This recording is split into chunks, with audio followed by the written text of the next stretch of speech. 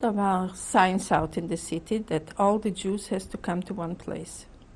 And that was, I think, a month after the Germans invaded Lithuania.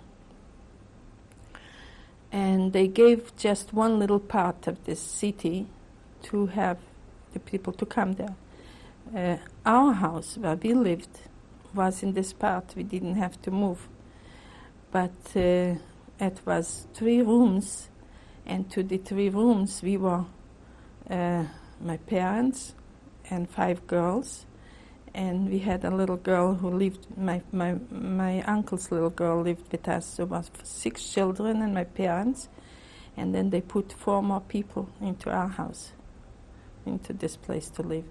And every house had like 3, 4, 5 families living in very, very little space. And that's how the ghetto was formed. Food, it was rational, it was rations, and you got, they used to send trains of frozen potatoes for the ghetto. So, the smell of the potatoes was horrible, and you got I don't remember how much bread, but it was very little, and this potatoes or something, and that was the food.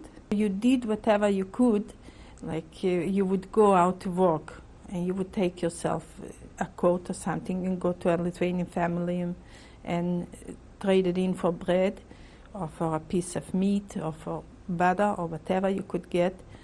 And the trading in wasn't so bad, but the bringing in back, because they used to, when you came to the gates, they would examine everything what you have and take it away after.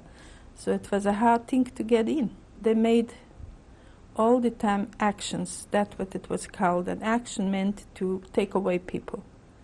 So the first one, they took away 500 men.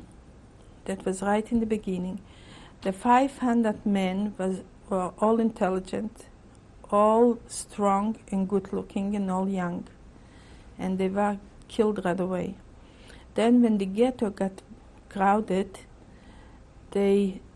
one morning they made an action and they took away 10,000 people, and they killed it out in one night. There were signs, they put leaflets in the ghetto, and they said everybody has to come out in the morning, at 7 o'clock in the morning, healthy or sick. If people were sick, they had to bring them in little beds.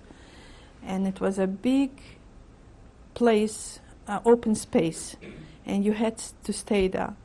And on a stool or a table was a man in a SS uniform, and he had a stick in his hand, just a little stick, like a conductor conducts an orchestra. And the people had to go by him in force. And he made with the sticks to the right and to the left.